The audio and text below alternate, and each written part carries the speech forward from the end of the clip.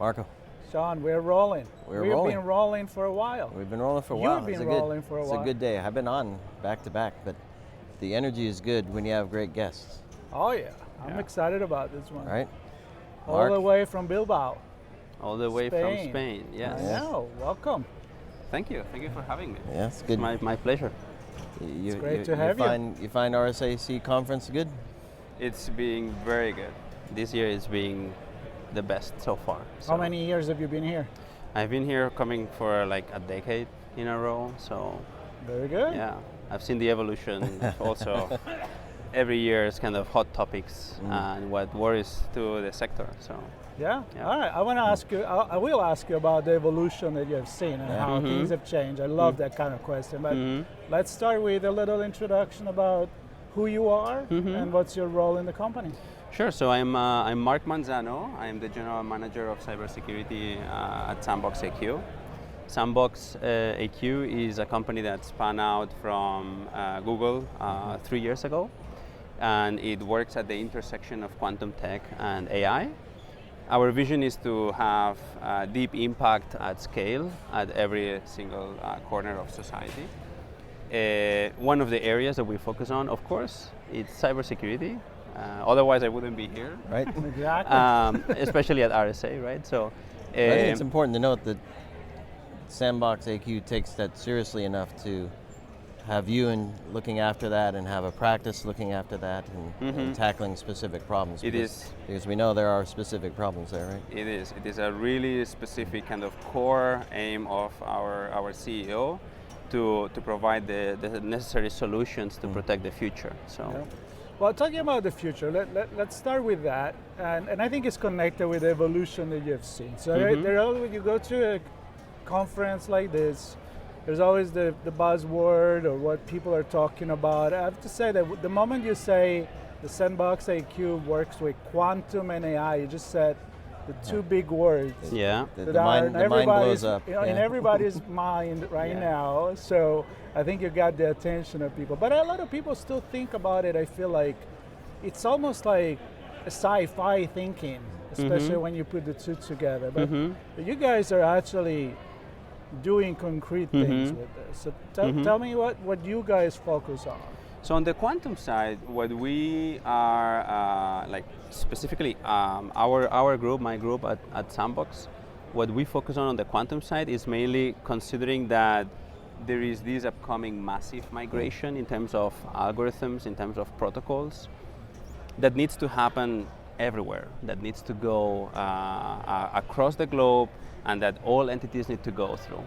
In order pretty much touching everything. Yeah, in banking and healthcare. And all sectors, all sorts of entities, all governments need to go through this, with the objective of kind of using a new set of algorithms that are secure in the quantum era. So this is what actually we do from a quantum aspect. We leverage the quantum thread in order to push a much bigger mission, which is giving the solutions to customers to stay ahead of evolving threats. Especially the quantum threat is one, but the AI threat is another one that we are also leveraging.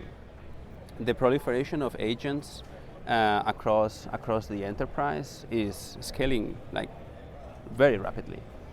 And we don't have cybersecurity solutions. AI agents. And we don't have the necessary solutions to keep pace with that growth. Our goal is to give our customers the right solution for them to be able to observe and understand the risk that these evolving technologies pose at scale, and also give them the right solution to be able to do more with less, like infrastructure and information security teams are very, very busy and very demanded nowadays. And we want to give the right solutions to these teams for them to operate more efficiently.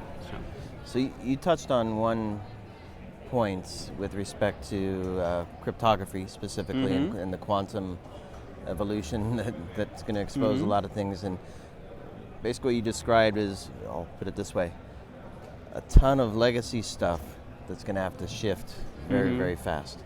And a buddy of ours we were talking to, John Sepp, CISO of Texas Mutual Insurance. He quoted an open letter from JP Morgan Chase around AI. And he basically is calling the same thing that says, we're deploying this stuff so fast that we're going to end up in a world where we have all this legacy tech and legacy, basically debt, that we're not going to be able to dig ourselves out of at some point in time. So I think those two, and especially when you combine them together, I think we're creating an environment that it's going to be very difficult to manage and get out of, and we're going to be stuck. Not unlike industrial control systems and SCADA systems that they're trying to. So, your thoughts on all of that? Yeah. So actually, to add on that, so I don't know if it's the same letter or not, but JPMC CISO made a post last week on his thoughts on why we still need to focus on software supply chain security. This is a major open topic nowadays. Still, it's related to the topics and the threats that you were referring to, but also it's something that has been there for decades, and we still nowadays don't have the necessary solutions to tackle that problem. So, what we provide in this domain is the right solution for customers. Not only to keep pace with these constant evolving threats, for them to be able to control which workloads, which pieces of software, which machines, which AI agents are talking to which resources, when is that happening, which resources are they accessing, and to basically have a really good grasp on everything that's going on around that part. We refer to that as kind of non-human identity management, which is also something that we tackle. But on top of that, we are all about kind of solving these problems that have been black boxes for a couple of decades at least.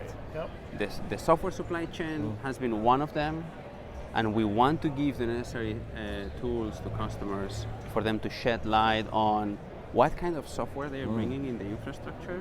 When they deploy a third-party vendor on their premises, how much are they reassured that that's a secure software and that the vendor has been following the necessary security guidelines that are recommended for a given environment? Can you give us a case study, like an example of real application where you step in, maybe pick an industry, and what could go wrong and where you come in?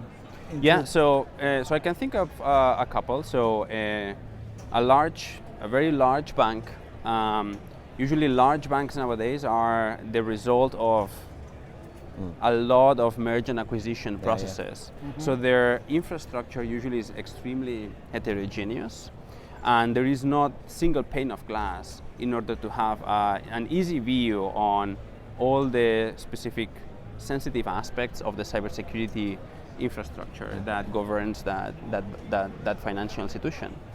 So what we do is we create that single pane of like a dashboard. Exactly, this single pane of glass that allows information security teams to actually visualize in a very easily to digest, prioritized, and filtered way what is really important for them to tackle, without taking into account all the heterogeneity and the complexity of the underlying infrastructure. So that's one, and we focus on cryptographic management, and we focus on non-human identities. But that's one use cases. We work with banks that are worried about the post-quantum migration, but their big picture is they need modern tools to manage cryptography, and they haven't been available in the market in the same form factor that we provide until recently. So we're really proud that we've been able to kind of push the boundaries of this challenge, providing a solution that is bringing value to customers within the first kind of few hours of them using our solution. And that's kind of one use case that we know very well. There is another one, which is related to software supply chain. When a large entity wants to onboard a vendor, the procurement process is usually like very lengthy. It can take up to like months. Like we're talking about like quarters, sometimes like 2, 3 quarters, 4 quarters. The main issue of that process is there is no mechanism to actually evaluate if that vendor is going to give you something that you can rely on. And then there is a bunch of like manual process that is put on top that requires a lot of people to go there and spend hours in order to kind of create a document that tells you, okay, this makes sense for you to use in this particular environment. With our solution, you can kind of put the vendor through it, and then you can actually get a really easy, quick digest of what's the security posture of that piece of software. Right. Basically, like cutting from months to like a few minutes, a few hours. What happens? So it's really great. Yeah. What happens when the open source library gets updated by that vendor? You guys pick up? Exactly. So we're not a one-off solution. We're not scanning once and then leaving the customer premises. Like we're there 24/7, 365. Like the monitoring needs to be constant. We firmly believe that if you are not there monitoring in real time what's going on in your infrastructure, you won't be able to know everything that's happening, because infrastructure nowadays, especially on the backend side, on the cloud side, it's pretty ephemeral. So you create workloads, you create like certain computing power when there is a peak of demand that you need to serve. But when that demand kind of plateaus and disappears, all of that piece of infrastructure goes away. And if you are not like monitoring that piece of infrastructure during that time, you'll never be able to know if that was secure or not, and what was the security posture or the risk that was posing on your organization, right? I mean, that 1 year check, that 1 month, 1 day, all it takes is like an update or a patch, and it needs to be real time. It needs to be real time. I want to ask this. So we've talked about that moment in time, whether it's 5 years or 10 years, cryptography is broken by quantum capabilities, and there's perhaps a move before that and a move after that to kind of reset the world with new stuff. That's not the end. So I want your view of where cryptography goes at that point, driven by quantum, I presume. And also, since you're also looking at the AI piece and non-human identities and agentic AI and all this stuff, how does that change the future of management of things in an environment, talking to each other, trust becoming even more important than ever? What's that future look like, and how is that going to impact organizations? How do you help? Because it seems like a huge mess to me. Yeah. So on the cryptographic piece, so there are now some algorithms that NIST, the National Institute of Standards and Technology from the U.S., has defined as the new set of standards that need to be applied across the globe, as we've seen, and across any domain. All organizations need to go through this update, and then they have two choices. They have a choice of doing this like manually and doing it once, or they have the choice to actually take this as an opportunity to improve and upgrade the way that they actually perform these updates. And if you are going this later route, where you actually deploy solutions to help you migrate in a much more seamless way, basically what you are going to be embracing is what we call cryptographic agility, which is we want to give this level of resiliency to infrastructure that allows infrastructure to be upgraded, to be migrated dynamically without the necessary human intervention, manual intervention, going there and kind of doing things one by one, right? So that's one of these areas. So what we believe is this is one migration, but there are going to be endless migrations. There will always be new algorithms. There will be one algorithm broken at some point. We'll have to replace it with another one. We just want you to give you the solution to do that seamlessly, for you to forget about this problem. Does this include key management as well? So key management, because I'm just thinking the number of keys going to be required. Exactly. And this is also linked to the non-human identity piece. So what we're aiming at is giving a full automated solution for key management and the life cycle of keys. Keys and non-human identities alike. For us, they are like very, very similar in the way that we think on life cycle and the management of those assets. So what we would like is customers to be able to define in a single pane of glass a policy. How often would I like to rotate my credentials?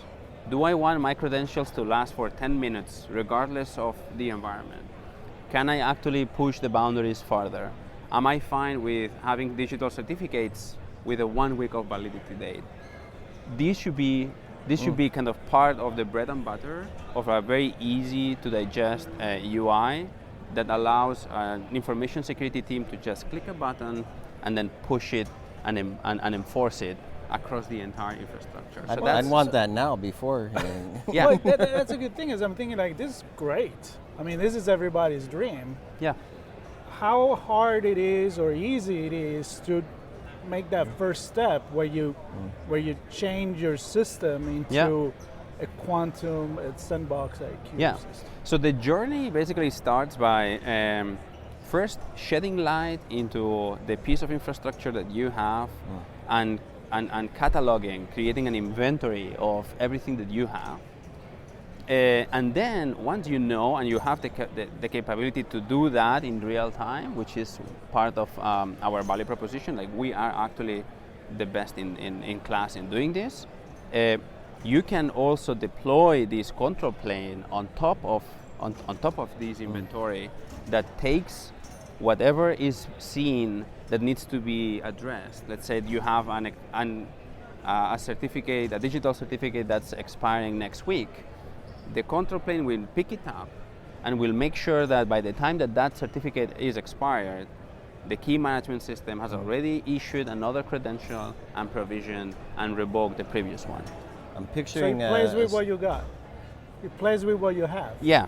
It's totally fully integrated end to end, from discovery management to actually control, enhance protection. In the platform that we have built. So I'm picturing the company's infrastructure as the orchestra, and they're all over the place. And your first step is to bring the orchestra together on stage, and then you also give them a plane to actually conduct the orchestra in an easy way. Yeah, so and actually create something beautiful. Yeah, ActiveGuard Protect is the. I'm glad you mentioned ActiveGuard. I want to make sure we connected that, because it's a new release, ActiveGuard. Yeah, so ActiveGuard is the product that we launched last week. It's generally available already for discovery, cryptographic inventory, management, issue remediation. The automated lifecycle management is coming up next. It's a capability that we're calling ActiveGuard Protect. Okay. And that's going to be the maestro of the orchestra. So, yeah. The maestro. Yeah. I love it. I think we ended with a nice, good news. It's actually there. Yeah. Which goes back to, it's not the future. It's now. Right now. It's now, and we're as eager as anyone else can be to show this to the world and get feedback and get people on this train to modernize cryptography management and non-human identity management. Yeah, which it's been a problem for a long time. I'm surprised. Well, it's a hard problem to solve. Clearly, you've tackled that problem. We do. There's no reason to wait, from my perspective. Don't wait for the break to happen. Yep. Get a handle on it now. Be prepared for the change. Be prepared for the future. It's only going to be more complex, it sounds like. So, indeed. SandboxAQ, ActiveGuard, connect with Marc, connect with the SandboxAQ team. Yep. Good stuff. Good stuff, and I'm actually looking forward to talk more about this, because it's fascinating. Awesome. Thanks for having me. More user stories would be fantastic. More story with you guys. Let's talk soon. And more story with RSA conference. we're not done. We're not done. Lots coming. itspmagazine.com/RSAC25. Everything including this story with Marc and links to their page and all the good stuff that they offer. Thanks everybody. Hope you enjoyed it. Stay tuned. Thank you.